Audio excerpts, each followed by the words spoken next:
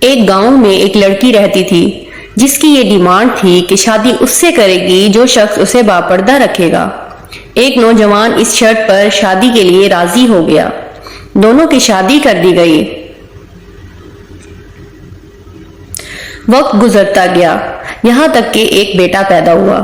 ایک دن شوہر نے بیوی سے کہا کہ میں سارا دن کھیتوں میں کام کرتا ہوں، کھانا کھانے کے لیے مجھے گھر آنا پڑتا ہے، جس سے میرا بہت زیادہ وقت ضائع ہو جاتا ہے۔ کل سے تم مجھے کھانا کھیتوں میں ہی لا کر دیا کرنا۔ بیوی اس بات کے لیے راضی ہو گئی۔ وقت مزید گزرا تو اس کے ہاں ایک اور بیٹا پیدا ہوا، جس پر شوہر نے کہا کہ اب گزارا کرنا مشکل ہو گیا ہے، تمہیں کھیتوں میں میرے ساتھ میرا ہاتھ بٹانا پڑے گا۔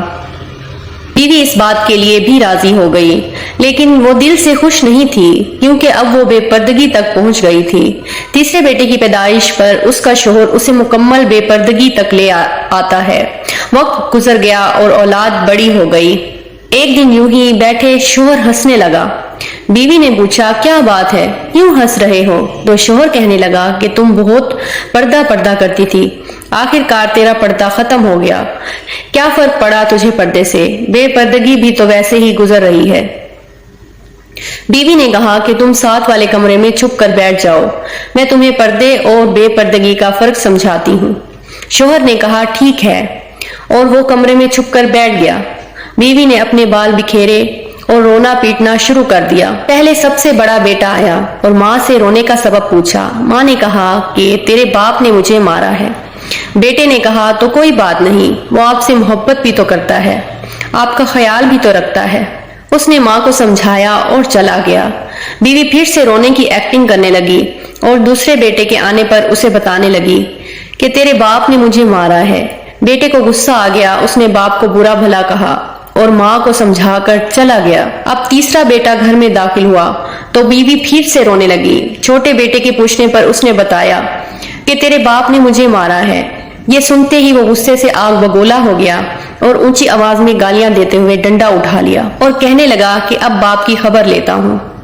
اتنی ہی دیر میں بیوی اٹھ کر کھڑی ہوئی اور اپنے شوہر کو آواز دے کر باہر بلایا۔ پھر کہنے لگی کہ میرا پہلا بیٹا پردے میں ہوا تھا، اس لیے اس نے تیرا پردہ رکھا۔ دوسرا نیم پردے کے زمانے میں پیدا ہوا، اسی لیے اس نے تیری آدھی لاج رکھی، جبکہ تیسرا بیٹا جو مکمل بے پردگی میں پیدا ہوا تھا وہ مکمل طور پر تیری غیرت کا پردہ اتارنے لگا۔ سبق یہ ہے کہ پردہ عورت کا فطری تقاضا ہے اور جو اللہ تعالیٰ کی طرف سے حکم بھی ہے، جس کی بے شمار حکمتیں خالق ہی جانتا ہے۔ اور یہ دنیاوی قاعدہ بھی ہے کہ اگر آپ کسی گاڑی کو چلانے کے لیے اس کی ہدایت کے بغیر چلانا شروع کریں گے تو وہ یقیناً برباد ہو جائے گی۔ بات ہے تو کڑوی لیکن سچی کہ ایک مرد کی غیرت کا اندازہ اس کی عورت کے لباس اور پردے سے لگایا جا سکتا ہے۔ خواہشات اپنی مرضی سے اٹھائے ہوئے بوجھ ہیں، اگر اپنی پرواز بلند رکھنی ہے تو بوجھ ہلکا رکھیں، سفر آسان ہو جائے گا۔ اگر دل دکھانے پر بھی کوئی شخص آپ سے شکایت نہ کرے تو اس شخص سے زیادہ محبت آپ سے کوئی نہیں کر سکتا۔ کتنی خوبصورت ہوتی ہے وہ محبت جو وقت کے ساتھ بدلتی نہیں ہے، ورنہ اظہار محبت کے کچھ وقت بعد محبتیں پھیکی پڑ جاتی ہیں، پھر انہیں ٹوٹی ہوئی جوتی کی طرح گھسیٹا جاتا ہے۔ آخری دن تک پہلے جیسی محبت ہی معجزہ ہوتی ہے۔ کہتے ہیں کہ بیوی کا غیر مناسب رویہ، بد زبانی اور شوہر کو اس کا مقام نہ دینا شوہر کو جلد بوڑھا کر دیتا ہے۔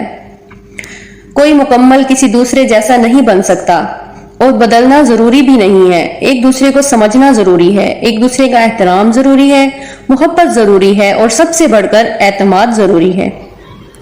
جس مرد کو سچی محبت ہوگی وہ اس عورت کا ساتھ کبھی نہیں چھوڑے گا، چھوڑے گا تو مر جائے گا۔ غلطی نہ ہونے کے باوجود، سب ختم ہونے کے قریب ہونے کے باوجود اسے کھونے کے ڈر سے معافی مانگ لے گا، یہی اصل محبت کی علامت ہے۔ ایسا مرد ہیرا ہے اور ایسی عورت خوش نصیب ہے۔